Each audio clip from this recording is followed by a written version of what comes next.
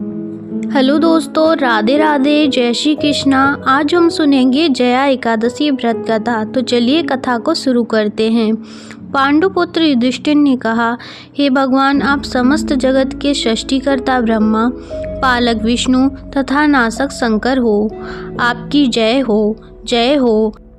हे भगवान, अब कृपा कर इस माह की शुक्ल पक्ष की एकादशी का नाम और उसकी कथा का वर्णन कीजिए। तब विष्णु भगवान ने कहा, हे राजन, इस एकादशी का नाम जया है। इसका व्रत धारण करने से ब्रह्म हत्या के पाप से मुक्ति मिलती है तथा भूत प्रेत पिशाच आदि कुयोनियों से छूटकर अंत में स्वर्ग को प्राप्त करता है। एक समय की बात है, तब इंद्र स्वर्ग लोक का राजा था।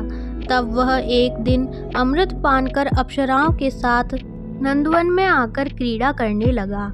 अपनी इच्छा अनुसार अप्सराओं के साथ रमण कर इंद्र उन अप्सराओं के साथ नाचगान में मस्त हो रहा था। वहाँ गंधर्व भी गान कर रहे थे। गंधर्वों में प्रसिद्ध गंधर्व पुष्पदत्त गान कर रहा था। चित्रसेन नाम का गंधर्व और उसकी पुत्री मालिनी तथा उसकी स्त्री वहां आए। मालिनी का लड़का पुष्पवान और पुष्पवान का लड़का माल्यवान भी वहां उपस्थित थे। उसी समय वहां पर एक पुष्पवती नाम की गंधर्वी माल्यवान गंधर्व को देखकर मोहित हो गई।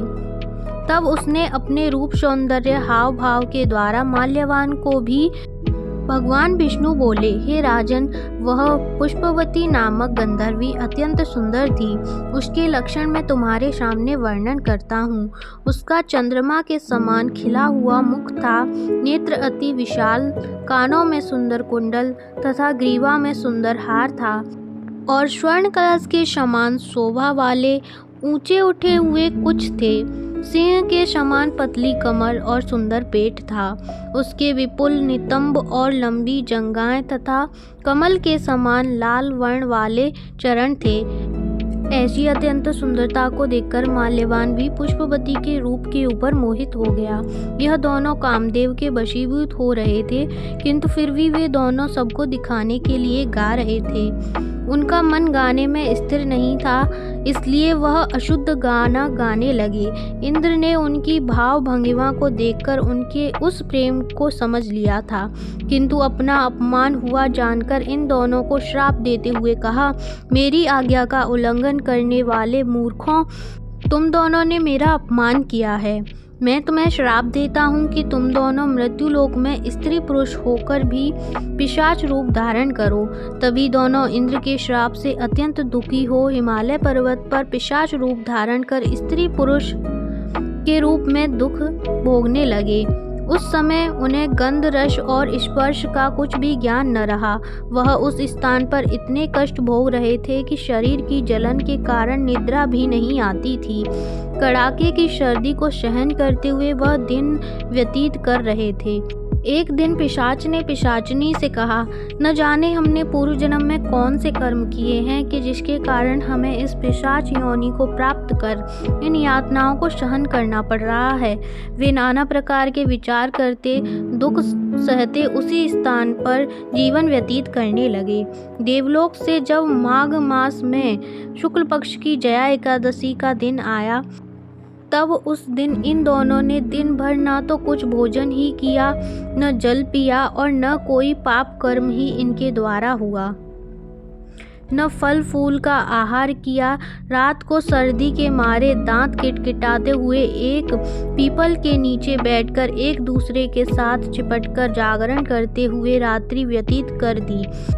इनके प्रभाव से द्वादशी के दिन प्रातः काल भगवान नारायण की कृपा से इन दोनों की वह पिशाच देह छूट गई और अत्यंत सुंदर अपनी पूर्व देह गंधर्व तथा अप्सरा की धारण कर ली। तब सुंदर वस्त्रों और आभूषणों से अलंकृत होकर यह दोनों ही स्वर्गलोक को गए। इनको इस प्रकार सुंदर देह धारण किए देख गंधर्व और देवतागण आकाश में से पुष्प वर्षा करते हुए इनकी स्तुति करने लगे। तब इन दोनों ने सर्वलोक में उपस्थित होकर देवराज इंद्र को प्रणाम किया। इनको अपने प्रथम रूप में देखकर देवराज इंद्र को भी महान आश्चर्य हुआ। तब इंद्र ने पूछा, हे माल्यवान, तुम दोनों ने अपनी पिशाच देह से किस प्रकार छुटकारा पाया, सो सब मुझसे कहो।